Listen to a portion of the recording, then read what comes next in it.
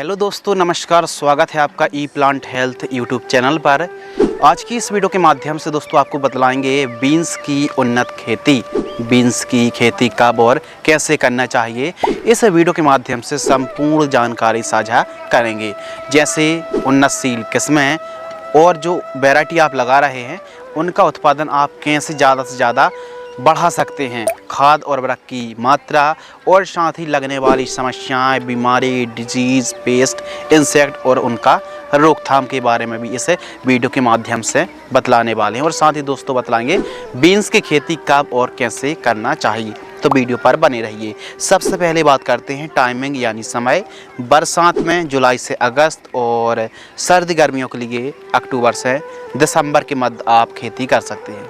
Video में आगे बढ़ने से दोस्तों आपको पहले बतला दें कि यह जो फार्मिंग है, बीन्स की खेती है, कम लागत वाली फसल है।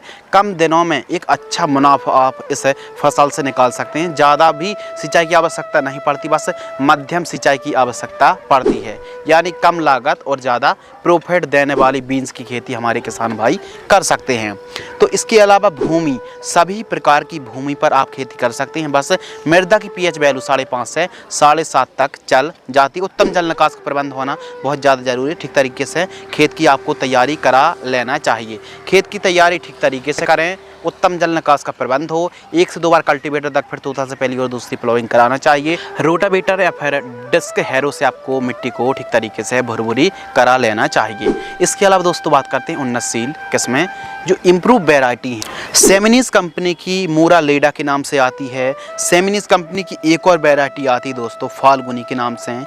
इसके अलावा सिजेंटा कंपनी की साविल्ले के नाम से आती है और श्री राम की हर्षा जैसी किस्म को आप लगा सकते हैं। तो यह जो वैरायटी हैं वाकई अच्छी वैरायटी है और उत्पादन भी काफ़ी बढ़िया देखा गया है। 1 एकड़ में 6 किलोग्राम सीड्स लगेगा।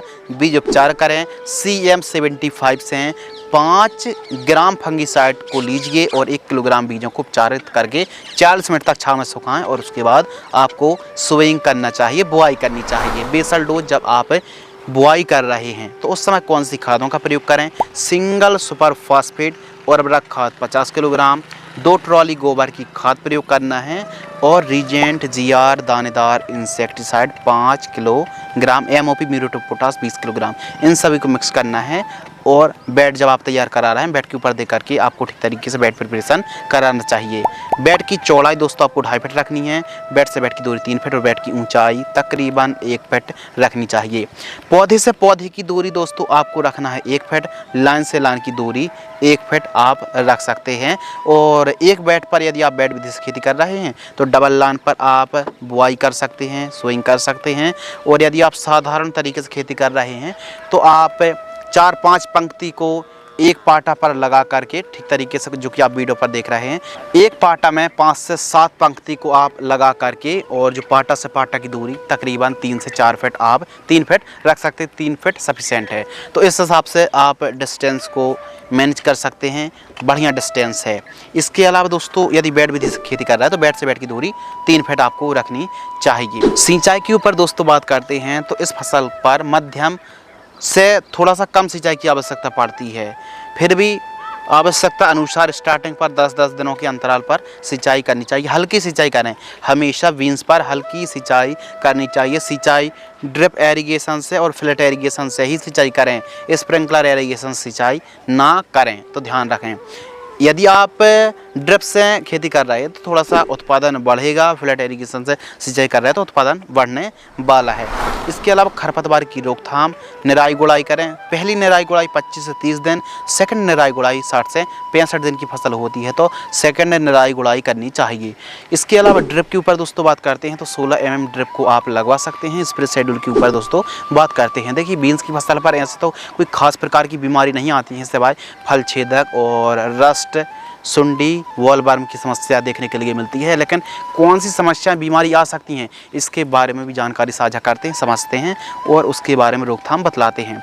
सेमिलूपर्स इल्ली, तंबाकू इल्ली, DBM फल छेदक है और साथ ही एफिड एसिड, वाइट फ्लाई, फल मक्खी, लाल कद्दू बीटल माइट्स के साथ साथ वाइट ग्रेप रस्ट और पाउडरी मिल्ड्यू, डाउनी मिल्ड्यू, झुलसा, एंथ्रेक्नोज के साथ साथ बैक्टीरियल विल्ट की समस्या देखने के लिए मिल सकती है।